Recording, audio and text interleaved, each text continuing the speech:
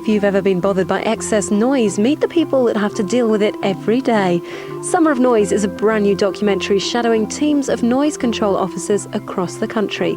That's tonight at 10 on ITV1.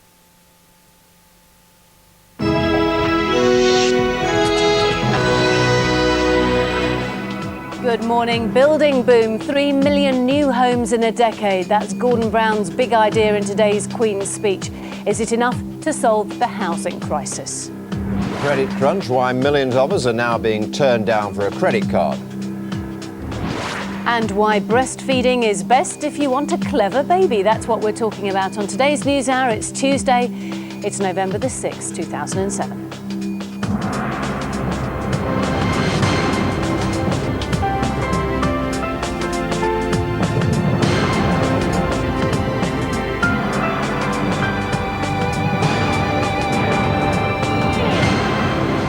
Hello, good morning. It's just gone 6 o'clock. Also at this hour, supermum Paula Ratcliffe talks to NewsHour about her fantastic victory in the New York Marathon, just 10 months after giving birth that lovely little baby, Isla, as is with her hubby.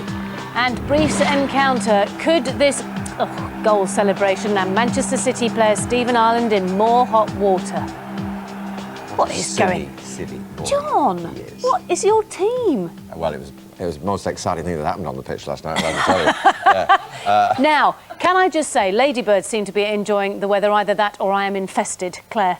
Right, They're all over the place. They are, yes, it is. Well, we've had an exceptionally mild autumn so far, but it is going to change. In fact, by Friday, it's going to feel more like winter than a late summer. And in fact, today, the temperatures are lower than they were yesterday. We're seeing a lot of sunshine, though, and make the most of the sunshine, because as we head through to next week, it's looking pretty awful. So today, we're seeing blue sky and sunshine once the sun rises. Always more cloud and a little bit more wind up towards the north and the west, where we could see a little bit of patchy rain, but little change through the day. Penny. It's turning into a very strange November, isn't it? A continuation of the Indian summer. Yeah. For now. Our top story today. Plans to build 3 million new homes will be outlined in today's Queen's speech. There'll also be new bills on counter-terrorism, immigration and education. Claudia Piero is at Westminster for us. Gordon Brown kind of relaunching his premiership. Well, Gordon Brown certainly wants to show that this is a government still with many ideas, that it's in touch with the concerns of the British people after what has undoubtedly been a bumpy couple of months for the government. So there will be plans to make it easier to build those new homes, and that is to help first-time buyers to get onto the housing ladder. There is also a terror bill, and that will extend the period that terror suspects can be detained by the police without charge. That's something that's been asked for by the police. It's something that the Tories oppose, so that will have a bumpy ride when it gets to Parliament. A last-minute addition to the bill is an immigration bill. The government needs to restore its pretty tarnished reputation on immigration, and what this measure will do is ensure that any non-EU citizen that wants to come to the UK, they will have to speak English, and the government reckon that will cut the numbers coming to the UK by about 35,000. So those are some of the key elements. The Tories will say nothing much new there. This is a government that has run out of ideas. Apart from the politics, Penny, we of course see lots of pomp and ceremony today as the Queen travels from Buckingham Palace in her carriage with her robes and her crown, travels here to the House of Lords, delivers that speech on the government's new laws. It will be delivered by Her Majesty, but it is of course written by the government. Gloria, thank you very much. Let's catch up on the rest of the news. Here's Marcella. Thanks, John.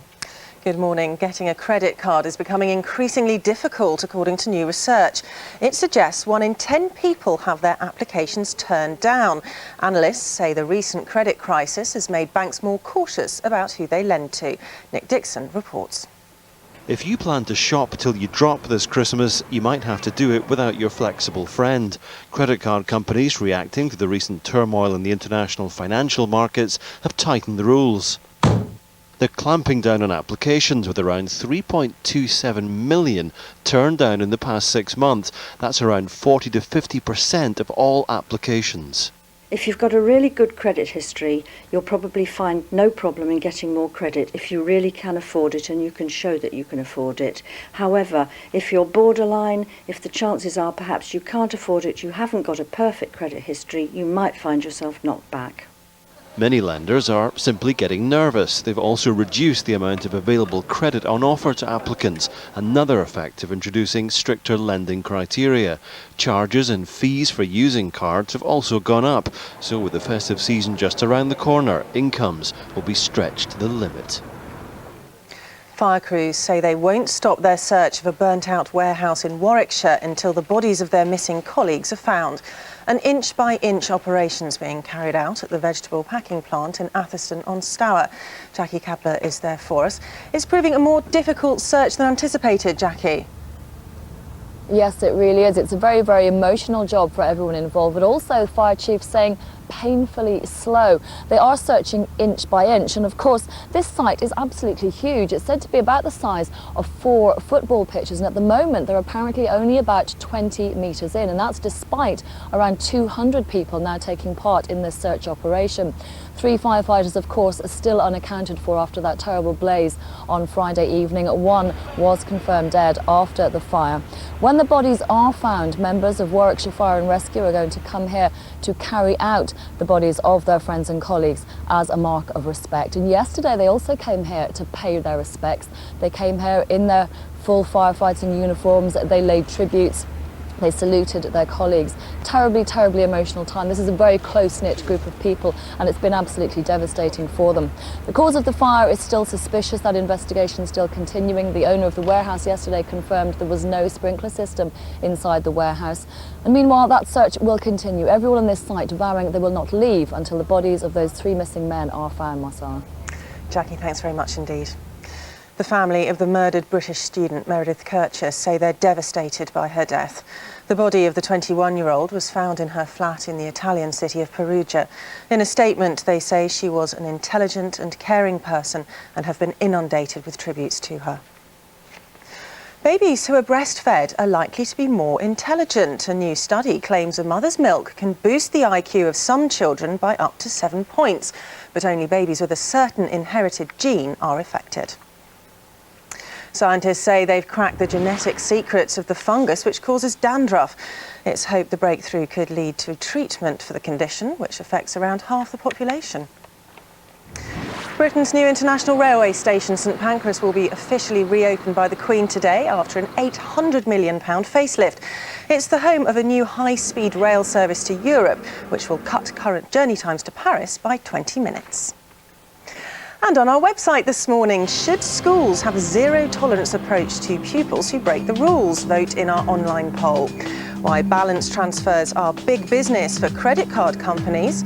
And we reveal the hot topic of conversation at the office water cooler. All that and more on GM.TV. It's 6:07, back to Penny and John. I'd love to know what that is. Hot topic of conversation at the office water cooler. I bet you know, but we'll tell you later. Let's have a look at the morning papers. Daily Telegraph leads on a story, well, in the news yesterday, saying 2,000 people across Britain identified as a terrorist threat. This gentleman's smiling here, won't be smiling this morning because he put a £1 billion or £1 billion of his company's money into a Sainsbury's planned takeover, which collapses today, which means that he has now lost £200 million. No. Yes. That is quite a lot, isn't it? I want a smile off your face, won't it? Credit card users hurt by squeeze. We've just been dealing with that in the news. In the Independent front page picture from Pakistan, lawyers versus general. That's lawyers protesting against Musharraf's emergency rule, or martial law, as some people see it. And on the front page of The Guardian, a story saying that banana companies sending bananas to the UK are using a tax haven to avoid paying tax here in the United Kingdom. The Daily Express, you saw that in the news, suicide bombers in our schools. That picture of polar bears, saying polar bears last stand, featuring actually an animal on the brink of extinction. Yes. That's what they were saying. The Daily Mail, saw that in the news, breast is best for a brainy baby. And The Sun has a world exclusive, they say, Macca's smacker with a married cracker. Although, of course, it could just be a kiss on the cheek. Could be. And the Daily Mirror appears to have a showbiz exclusive as well. Macca and the married millionaires. Yes, it appears to be. 9 minutes past 6 is the time now. Crunch time in the Champions League as Liverpool take on Besiktas in the first of 3 must-win games. Joined this morning from our Manchester studio by old super sub himself, David Fairclough. David, thanks very much indeed for getting up to talk to us. I mean, you cast your mind back to 2005, don't you? And that glorious victory by Liverpool when they were champions. Long way off that now, aren't we? Well, it seems a long way. It hasn't indeed. Now, how do you account for that? I mean, Benitez is coming for a lot of criticism. He's not played Torres on one occasion. Crouch has been left on the bench. Yeah, the first game against Porto was fairly all right. Nothing sensational about it, but a good point earned.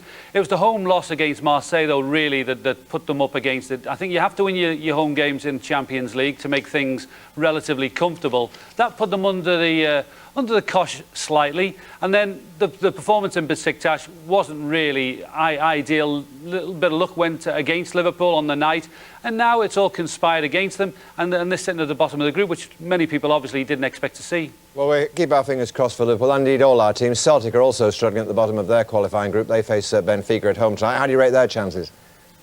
Well, I think Celtic can beat anybody at home with the fantastic support that they have. They beat AC Milan previously in the round, and so they know that anybody comes to Glasgow will not relish the atmosphere. And whilst Benfica sort of managed to beat them just a couple of weeks ago, I think Celtic know that perhaps a lapse in concentration let them down, and I think they could be up for the task tonight. OK, Chelsea play Schalke. They're in fairly good shape. Let's talk about the action, or the lack of it, at the City of Manchester Stadium last night. Plenty of fireworks outside, but not even a sparkler inside. It was a lousy game, wasn't it? Even I have to admit that. Yeah, that's right. I think Manchester City have been picking up great results, and maybe they've scrambled through on one or two games.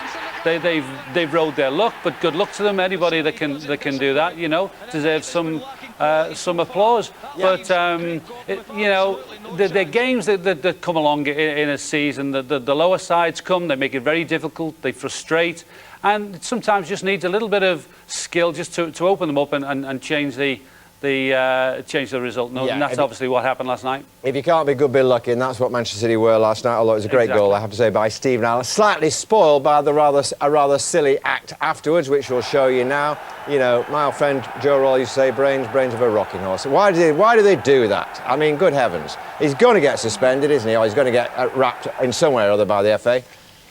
Well, I would expect the FA to take some course of action. Obviously, it's not the type of thing that you want to see. You don't want players setting that type of example, making some sort of fashion statement, perhaps. But it was a strange one. He's made one or two bad judgment calls recently, and maybe I think that's another one, I would say. Yeah, silly lad. Let's hope it's not too harsh, fine. He was, in his view, anyway, a bit of fun, and the fans certainly laughed at it. David, thanks very much indeed for being with us. You can watch Liverpool's crucial game tonight live on ITV at 7:30. You're watching the News Hour on GMTV. This morning's headlines. Plans to build 3 million new homes will be outlined in today's Queen's speech. New bills on counter-terrorism, immigration and education will also be announced. 1 in 10 people have their applications for a credit card turned down. Research suggests banks are increasingly cautious about who they lend to. Babies who are breastfed are likely to be more intelligent. A new study claims a mother's milk can boost the IQ of some children. We're talking now about putting religious beliefs before life. A young mother gave birth to twins, then died hours later because her Jehovah's Witness faith banned a blood transfusion. Medics begged the family of Emma Goff to change their minds, but they refused, insisting she would not want to betray her principles. We'll be talking to a spokesman for the Jehovah's Witnesses in Britain in just a moment. But first, Jackie Kabler has more on Emma's story. Emma and Anthony Goff married on a Barbados beach 2 years ago. Both from devout Jehovah's Witness families, they were said to be ecstatic this year to discover they were expecting twins. But as Emma gave birth at this Shrewsbury hospital, complications set in, and she began to suffer severe blood loss. Because Jehovah's Witnesses are not permitted to have blood transfusions, Emma had signed a form before the birth forbidding doctors from giving her any blood. It's thought the medics here begged her family to overrule her, but they held firm to their beliefs. She died aged 22, just hours after cuddling her newborn twins for the first time. Family and friends in the Telford Jehovah's Witness community are devastated, but maintain that receiving blood means they will be cast out from their faith. And they quote several biblical passages about abstaining from blood to back up their belief. Emma leaves behind a grieving family and her 24-year-old husband, now a single dad to their twin boy and girl. Well, we're joined now by Tony Brace, who's the spokesperson for Jehovah's Witnesses here in Britain. Thank you very much indeed for being with us. Obviously, everyone's entitled to their beliefs, but we have 2 children now without a mother. Can that be justified in the name of religion? I think the first thing to say is that this was a personal decision. For all Jehovah's Witnesses, it is a personal decision. We believe that in the Bible, repeatedly, we're told not to take blood into our bodies. Now, Jehovah's Witnesses have made a personal decision to respect that command. We take it very seriously. What we find distressing sometimes is that it's presented in the very stark terms that you've just presented it, that blood equals life, no blood equals death. In our experience, medicine really isn't that exact a science. Okay, and Jehovah's Witnesses ask for treatment without blood transfusion. You say it was a personal decision, but I'm right in saying, am I not, that if this had been allowed, if blood had been given to this lady, she would no longer have been a Jehovah's Witness? In other words, there's a threat of extradition, as it were, looming over her head. Well, that's another rather misunderstanding that's put across sometimes. We see this as a matter of personal relationship between God and man, God and humanity, that people make personal decisions about their relationship with God.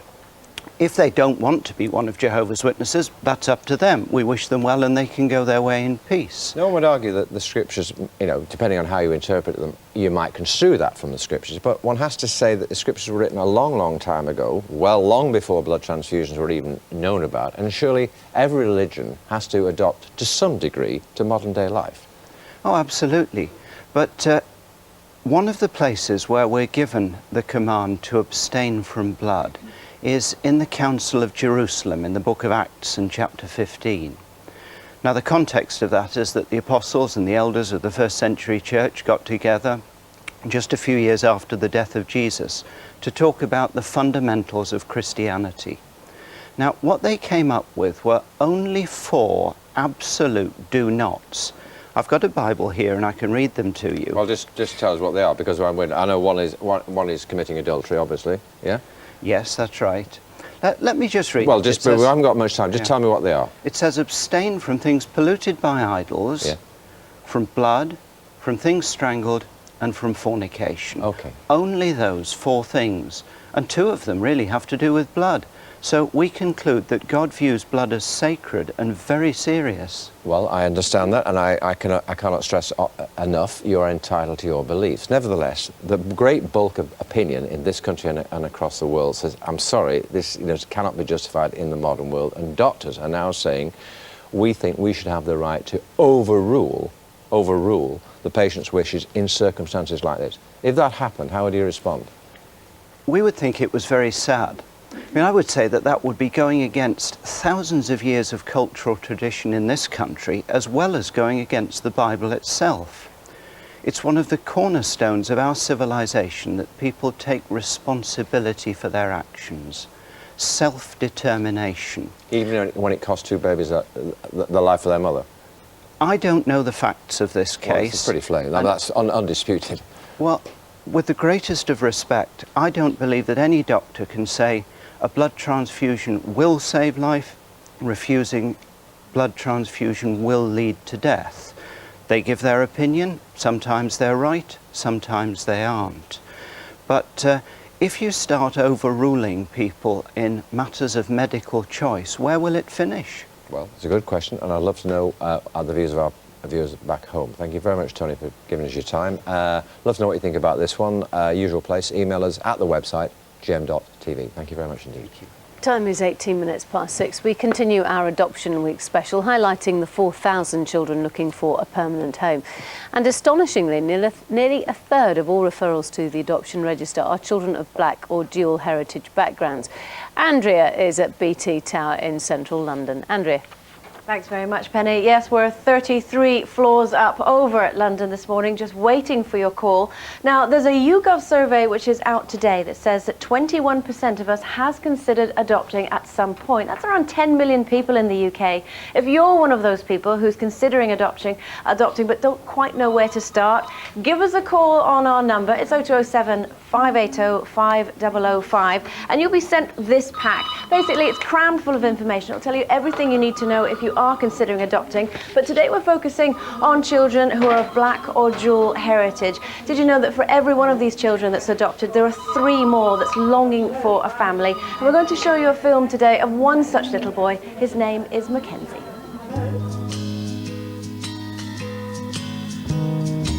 Mackenzie's a real fighter. He's a real strong character, and he's fought from the moment we've picked him up. Mackenzie was born with drugs in his system, which is why he couldn't go live with his birth family initially, and that's why he's going to be adopted. He's an absolute pleasure. He's absolutely adored in our house. You know, they fight over him. He's such a lovely little boy. Ideally, we would love a 2-parent family who absolutely reflects his ethnicity, which is white UK and Jamaican. That would be the ideal situation. However, we do appreciate that that might not be possible, and we'd like to look at any family who feel that they could promote both sides of Mackenzie's ethnicity. The family that gets Mackenzie are the luckiest family out there, because he is just an adorable little man, and we hope that somebody out there can take the time and give him a loving home. Little Mackenzie there. Thank you very much, Andrea. Speak to you a bit later on. Joined in the studio now by an adoption success story, Jill Theophane, who adopted Rosie 3 years ago. Good morning to you both. Good morning. Morning, Rosie. Morning. Yeah, and I know you're 3. You're 3 in June, weren't you? And you had a lovely birthday party. Yeah, excellent. And is that a new pair of shoes, or is it? Say no, they're my shoes. They're my shoes. They're not new. And they're not new. So tell me why you decided to adopt then. Well, I suppose I was feeling broody, really. I got to my mid-30s, started to think I would like a child, thought about the various options, and then decided that adoption suited me. You see, Rosie's just gone off to go and check that you're actually on the television. Yes, Rosie, yes, Mum's is on the television. Come down, darling, sit down, darling. Yeah, so I decided that I thought about the different options and decided that adoption would suit me well, so that's why I went for it. Now, I know that you went for it originally and you were doing something else. You were training. I was studying, yeah. You were studying, Yes. and you said, I'm studying at the moment and I'd like to have a child. And they went, well, I think you probably better get your studying over and done with first, then have a child. And that's what you did. That's right. And then, was it love at first sight when you saw Rosie? Was she the first child you saw? No, actually. She was the first child I saw, because you don't actually see all the children. You just get written profiles about them. So she was about the 3rd child that I'd considered, and I realised that her situation suited mine, and so I accepted her. Right. Was she bouncy then? Yes, she was. She's actually always been bouncy. Very lively. Right. And was it difficult? Was it quite difficult after the adoption? Were there any problems at all? There weren't, actually. The first night that, the first night that she came to spend with me, she cried a bit, and I was a bit anxious that she was missing her foster parents and the family, but it turned out that she had a blocked nose, and it was because she had a cold that she was crying, and that was it. And from then on, she was fine. So no, there were no settling in problems as such. Fantastic, and as I say, a huge success story. What's going on? It's so unusual to be this lively at 6:25 in the morning. Yes. Rosie and Jill. You want to try living with her? Rosie, thank you very much for coming in. Maybe you'll come in when you're 4. Thank you. Yeah, thank you. And Jill, thank you as well. Thank you very much. And there's lots more on the website, gm.tv. Now then, the fight against terrorism expect to be a major component of the Queen's speech today. It comes as the head of MI5, Jonathan Evans, spoke publicly for the first time about the terror threat he says is facing Britain. We'll be talking about that in just a moment. First, Marcella Whittingdale has the background. 15 and 16-year-olds groomed by Al-Qaeda to commit atrocities against the UK. Up to 2,000 people who pose a direct threat to national security. The number of those with links to terrorism up by 400 since last year. The words of the head of MI5 in his first public speech.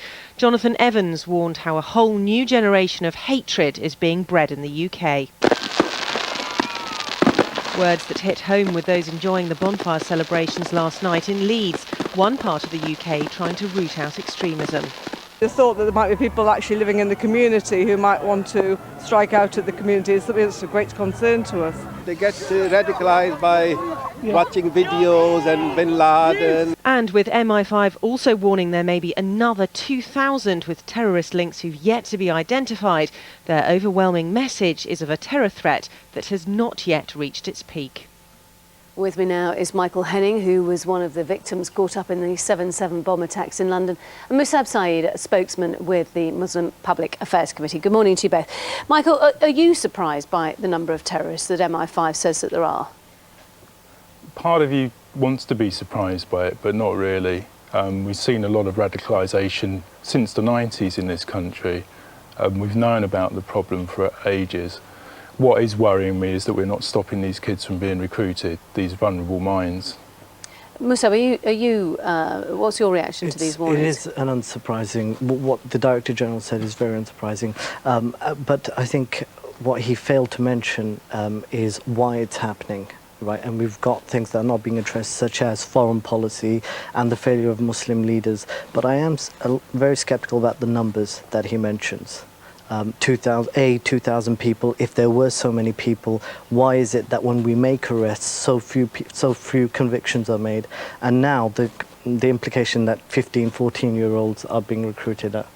It's quite ridiculous. You find that difficult to believe, because actually on Newsnight last night, a very well-known charity worker was saying that she works with youngsters, and she was saying there were 2 of them who were essentially recruited to terrorist camps, and she persuaded them it was not actually Islamic, and she stopped them doing it. So there is evidence out there. Well, no, firstly, it's not as systematic as many would like us to believe. Yeah, a 15-year-old will read a headline. He'll read a headline that British troops kills X amount of Iraqis, or drop a bomb in a wedding in Afghanistan, and that will naturally annoy any teenager who has any empathy. But then, so that's the first failure. So there's a foreign policy issue. That's why it's happening. But then the second failure is Muslim leaders themselves, who need to tell these children what to do. You see, it's a political, democratic country. Get involved in the process and try to fix it, and that's the problem. So it's not a systematic recruitment of teenagers. They're just angry at what they see. Michael, what were you hoping would happen after the London bombings? That there would be a full independent review of the security arrangements in this country, and how we actually got the message across to the Muslim communities, because we don't seem to be putting a message to these kids, giving them an alternative view. I disagree slightly with the guest here that these youngsters aren't involved, because if we look at the Middle East, we see youngsters, young kids who are involved, and it doesn't take much to go back to Northern Ireland and see how the rioting was a lot of 15, 16 But I think you agree with year-olds. Musab that actually what is needed, though, is a bit more guidance for what their response should be after something like that. I think the responsibility comes to the government in this country and the Muslim community to give these guys a message to say it's not okay to go and murder innocent civilians. What about this announcement in the Queen's speech today, which is going to be this the doubling of the 28-day period of detainment for terrorist suspects to 56 days? Musab, first of all. Yeah, well, this is what it is. I mean, it's a really convenient time to make this announcement. See, what people have to remember is counter-terrorism is a huge cash cow for the intelligence agencies. And then you're right, the timing, they know the Queen is going to introduce a whole new draft of legislation, and they're just trying to qualify it with this. And Michael, the final word to you. I would disagree with that. The 7/7, we've told, happened because there was a lack of resources, a lack of legislation that could deal with these people. I still think there is, and we can't let that happen again. The message that Jonathan Evans was putting out yesterday was that he didn't have enough resources to deal with the threat. Michael Henning, Musab Saeed, thank you very much. OK, let's catch up on the weather now. Again, a bit parky at one stage, but warm again? What's going on? Yeah. It's actually going to be a lovely day today, and I think you should make the most of it. We've got a camera crew down in Southend-on-Sea this morning. Look at that, the orange glow as the sun rises. The sun rises around 7 o'clock here this morning, but as you can see, it's now feeling the effect of it, almost a warming type of day. And in fact, today is going to be one of the best days of the week. Make the most of it, because next week's not looking so good. Let's take a look. GMTV weather, sponsored by Nestle Cereals. Whole grain for the whole family every morning. So So we can see clear skies across much of the country today. It's just up towards the northwest where we're seeing more in the way of shower cloud, and those showers coming down towards Liverpool Bay there. But generally speaking, as you can see, most of us are going to be dry today and also very bright. The area of cloud here will continue through the day, giving, I'd say, some showery rain to the far north and west. In fact, there could be more cloud just moving in across central and western areas of Scotland. But generally speaking, it's going to be a fine day wherever you are. So away from the west coast of Scotland, temperatures typically this morning, well, on a chilly side to be honest, but you will see some sunshine across places such as Angus down towards Fife and Dundee. Northern Counties of England doing very well as Northern Ireland. Just a small chance for a shower across the Isle of Man and that eastern side of Northern Ireland. The showers move in, but they will tend to sort of die away from Liverpool Bay during the morning into the afternoon.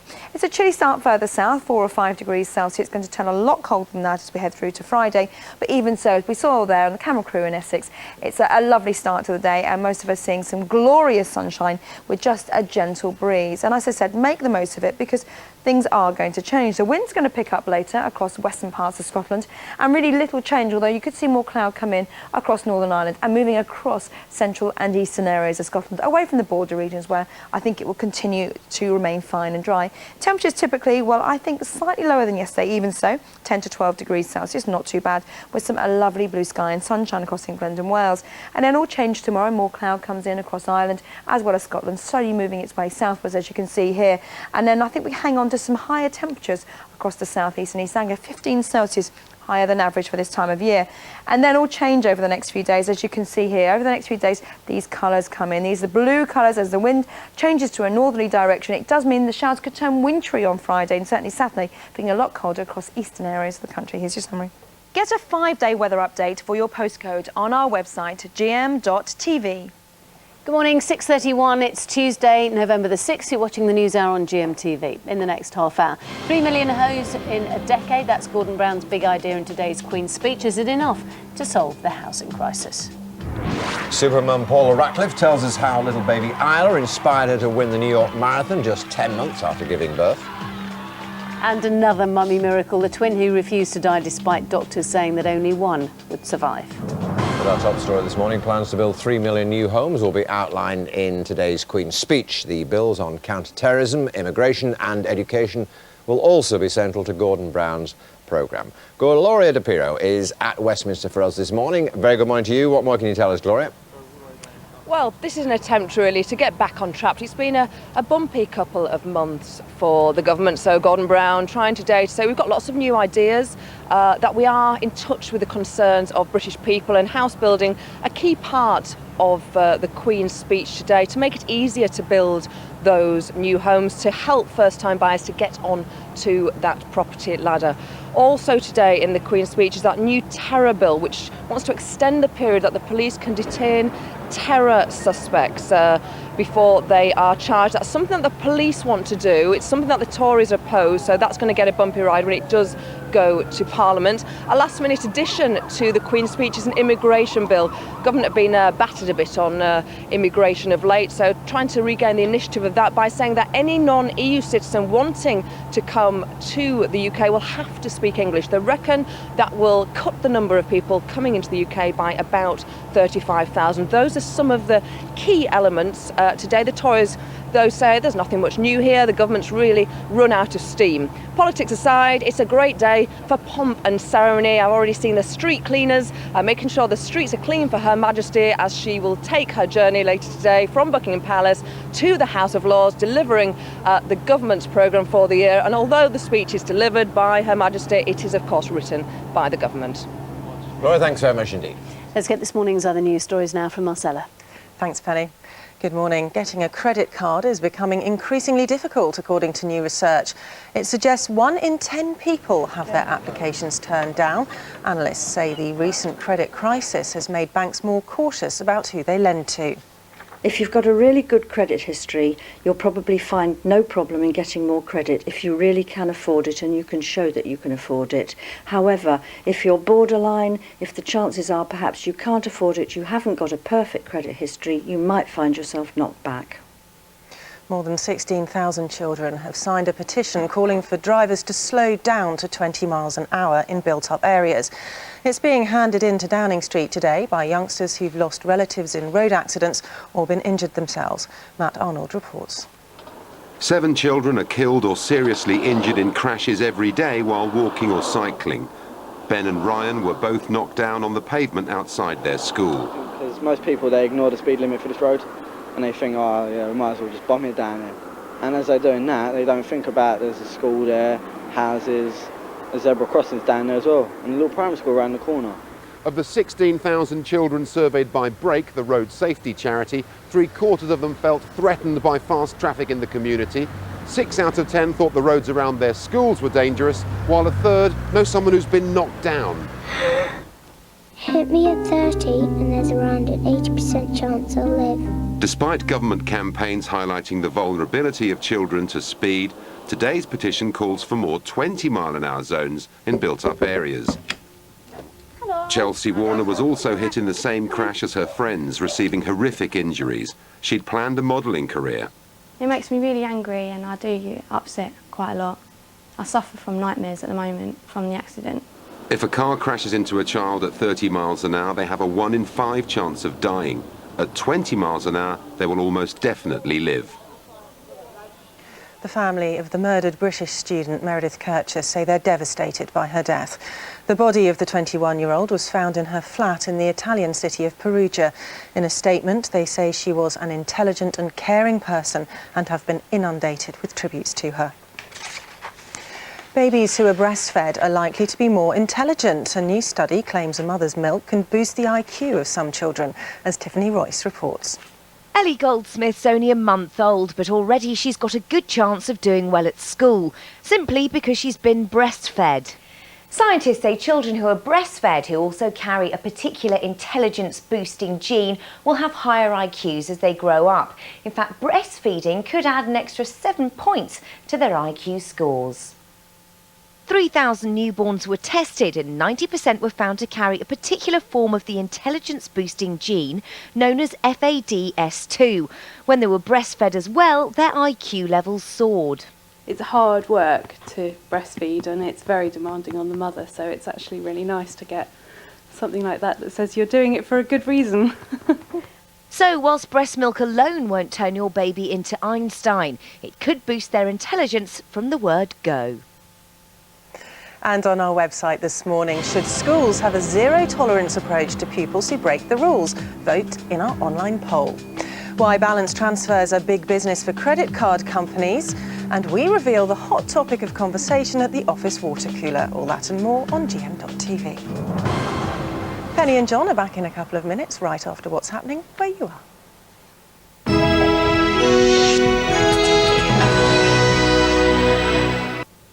Thanks very much. Good morning. The main stories here in the northwest. A Lancashire woman who lost her granddaughter in a hit-and-run accident is backing a new road safety campaign by the charity Break. Olivia Whiteside from Blackburn was killed last July as she played outside her auntie's house. No one has been charged in connection with her death. The charity is calling for the speed limit around schools and houses to be lowered to 20 miles an hour. A teenage girl has been left fighting for her life after being hit by a car in Liverpool last night. The 15-year-old was struck by an Audi A4 at the junction of West Derby Road and Lower Breck Road in Chibrook just before 8 o'clock. She suffered serious head injuries. Police are appealing for witnesses. The funeral takes place today of an 11-year-old boy from Merseyside who fell to his death while climbing Mount Snowdon. Hundreds of people paid their respects to Liam Costello, who was a keen footballer at his team's training session at the weekend. Teammates, family and friends offered prayers and a minute's applause in his memory. Anti-meningitis drugs are being given to sixth formers at a school in Wirral after 2 students caught an illness which can lead to the disease.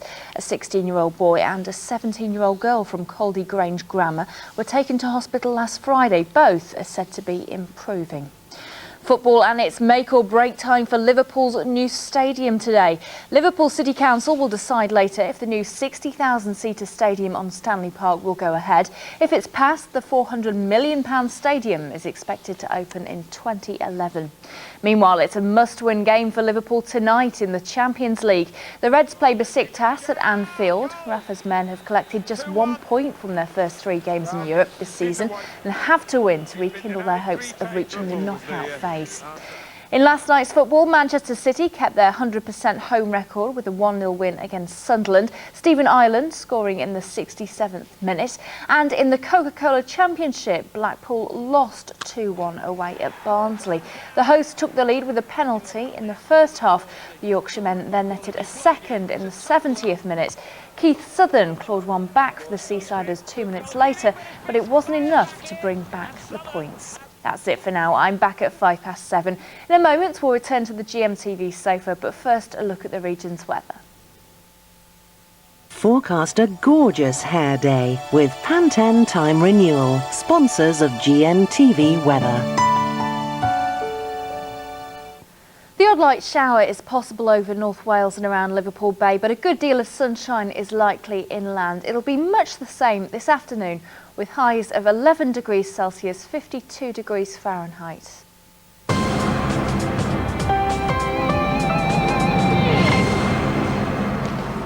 Let's have a quick look at the front page of the newspapers. The Daily Mail, breast is best for a brainy baby. The Daily Express, suicide bombers in our schools. That is the same in the Daily Telegraph. Al-Qaeda recruiting children, says the head of MI5.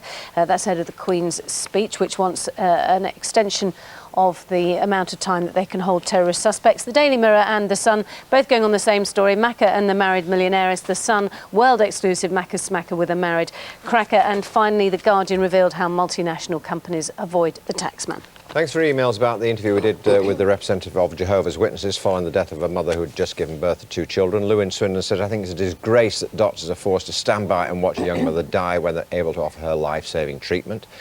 Zach in Glasgow, if that is faith, leaving 2 babies with no mother, then I'm glad I have no faith except the faith of love. Only one supporting email so far, that from Ms Brown in Birmingham, who says there are many cases where Jehovah's Witnesses refuse blood and do not die. These cases, positive cases, are never highlighted by the media. Many more cases of people who die from contaminated blood. Keep those thoughts coming on that issue. Thank you. So it's the housing crisis which Gordon Brown is going to address in the Queen's speech today. Gloria Pierre is at Westminster, where it all kicks off later. Gloria, how's it going to take Gordon Brown's mind off the, frankly, not very good time he's had since the apparent change of heart over an autumn election? Well, Penny, you might feel actually like you've heard a lot of the themes that will be discussed in today's Queen's speech before, and you would be right. And the reason for that is that when Gordon Brown came into number 10, he thought, let me trail these things. And at the time, he was praised for being more consultative, gave people the opportunity to say, don't like that much, or you should change that. But the downside is that today, obviously, the Tories will be able to say, well, there doesn't sound like there's much new in today's speech, but the buzzword is aspiration. The government saying, we're on your side, we want to help you to get on, and that's why housing is such a central plank. 3 million new homes to be built. Sounds wonderful, doesn't it? It sounds like it will really help first-time buyers to get onto that property ladder. The downside, though, is where are those houses going to be built? Any suggestion that they'll be built on England's countryside, Britain's countryside, will be met with some stiff opposition. I'm sure that's something you'll want to talk to Yvette Cooper about. Funnily enough, it is Gloria. Thank you very much. Yes, the Minister for Housing, Yvette Cooper, joins me now. Good morning. Good morning. Yes, you see, we always say, you know, green and pleasant land, but it'll get a lot less green and a lot less pleasant if you build houses all over the green bits. Well, I think you can make a priority of building on brownfield land, and we've actually seen the proportion of homes being built on brownfield land, you know, disused old employment land, has increased quite substantially over the last 10 years, and that does need to be the priority for more homes. Priority, but you are going to have to build on greenfield sites. I mean, that's in there as well, isn't it? Well, and people aren't going to want that, are they? If councils say, we don't want you to build on our greenfields, will you go, right, OK, we'll find somewhere else? Well, it's actually for councils to decide in their area where the homes should be built. And what we've actually seen is a reduction in the proportion of homes being built on greenfield land, so, you know, over the last 10 years because of all the protections that we've put in place. So, you know, it is important to protect the countryside, but what we also need to recognise is that this country badly needs more homes. It's not fair on first-time buyers, on people who are on council waiting lists. So we do need more homes, but we want councils themselves to tell us where in their areas the homes should be built. And if it is on green green belt, which has always been protected in the past, will you say, OK, fine, yep, let's build into the green belt that has always been there to protect the green field, to protect the green fields that actually benefit us all? Well, we've said that the green belt protection, the policy on the green belt needs to remain because it is important. What the green belt does is it prevents towns merging into each other. It prevents that kind of urban sprawl. And we have to remember too that there are all kinds of sites, you know, there's old public sector land that we can use, and you know that's one of the things that we want to do as part of the legislation. But that's brownfield and we want to bring more of that kind of old public sector land. You know, it might be old land that the British Railways Board used to own, old land that MOD used to own that's not being used at the moment. We want to bring that in to be able to use for more housing too. You see, it's weird, isn't it? Homes are built quicker and with more sustainable materials and cheaper in mainland Europe. How do they do it and why can't we? Well, we are needing to learn now from, you know, other European countries from right across the world to make homes more energy efficient, you know, cut carbon emissions. But we've actually set now a target for all homes to be zero carbon by 2016 for all the new homes that are built. That's actually more ambitious than any European country, you know, other parts of the world. So we need to leapfrog them really, to learn from what they're doing, but actually to do better given the challenge from climate change. I know it's not actually your remit, but talking about other things in the Queen's speech today, and talking about counter-terrorism moves, and possibly the idea of holding terrorist suspects, for 56 days instead of 28. There are some who are saying that this is scaremongering, really, and MI5 trying to get more cash.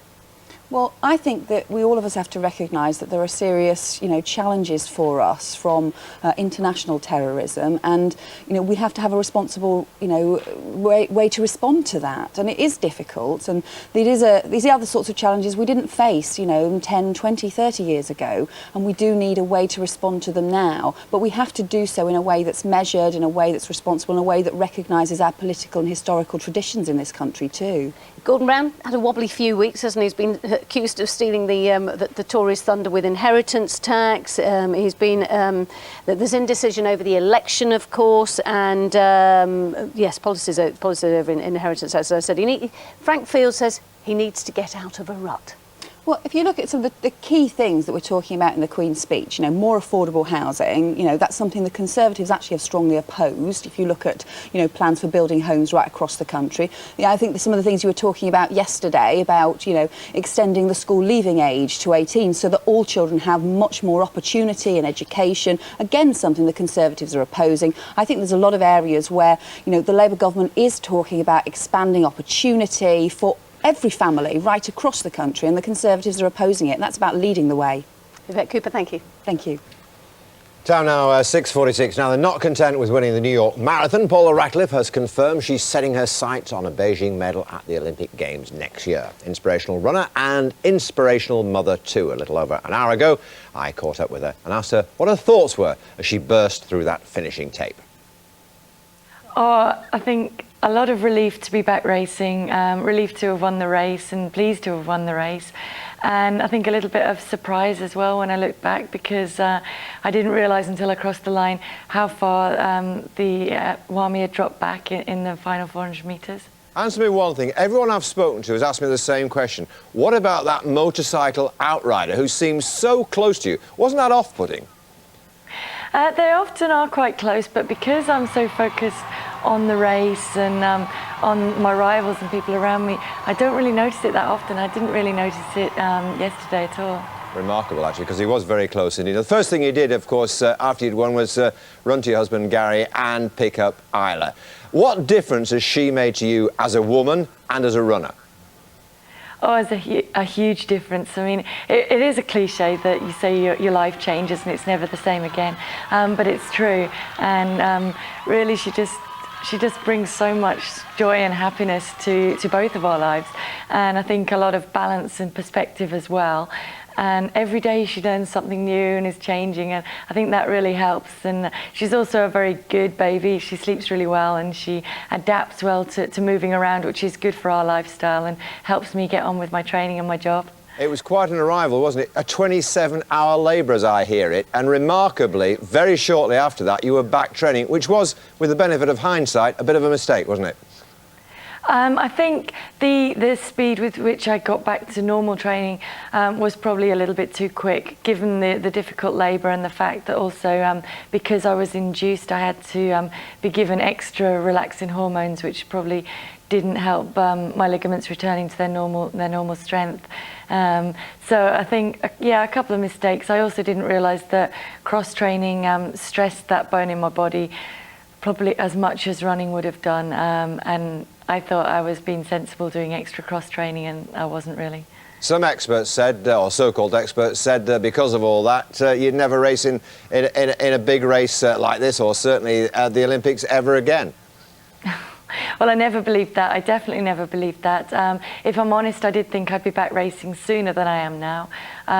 But now that I'm back racing, I'm glad to be back, and I just was really enjoying being out there yesterday, being part of the race and soaking in the atmosphere and just soaking in racing again. And now it's all about moving forward to Beijing and hopefully getting it right there. So you really are going to do Beijing, and after the disappointment at Athens, hopefully come back with a medal?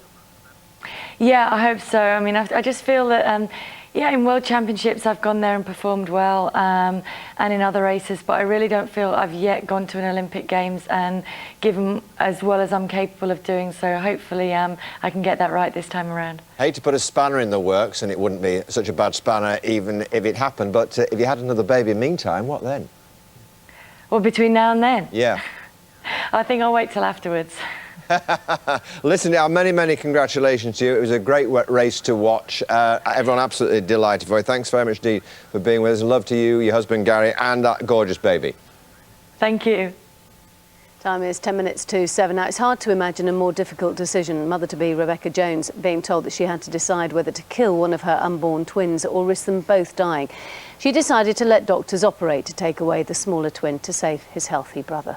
Miraculously, little Gabriel here refused to die and both babies survived. Twins parents Becky and Mark Jones, along with Gabriel and Ewan, join us now, along with Kian, who is 6. Is that right, Kian? Yeah, good. So, first of all, Mum and Dad, what a hideous, agonising, horrible decision to have to make. It was very, very difficult. And there must have been a lot of long, hard thinking going on. I think a great deal of soul searching, but I think ultimately we sort of given the decision that we came out of the pregnancy with possibly one baby, realistically neither. Yes, and a horrible decision, but nevertheless you said, right, OK, the doctors wanted to do this operation, go ahead and do it. And then what happened? Well, it was basically, we'd actually gone down to Birmingham Women's Hospital. I'd been in North Staffs from 22 weeks with preeclampsia and didn't think that we'd get as far as we did with either of them. And we actually went down to Birmingham to have what they call cord occlusion done, which meant that they would have literally held onto Gabriel's cord with forceps, cut off his blood supply so that we'd have lost him. But that would have given Ewan a chance in the hopes that there wasn't any adjoining blood vessels and he would have survived. Because it wasn't a matter of if Gabriel died, he was dying, and it was a matter of days. Because he was so much smaller, wasn't he, than Ewan? He was. Yeah. Put it into perspective, when we went down to Birmingham, Ewan was 890 grams and Gabriel was only 354 grams. Yeah, so he was below half the weight. Anyway, the point is, you had this operation, and they thought that was it. Yes. But it wasn't, was it? During the operation, they divided because they couldn't perform the cord occlusion, they divided the placenta to create sort of characteristic of non-identical twins, thinking that if Gabriel still suffered, there was less chance of him taking Ewan with him. Yeah.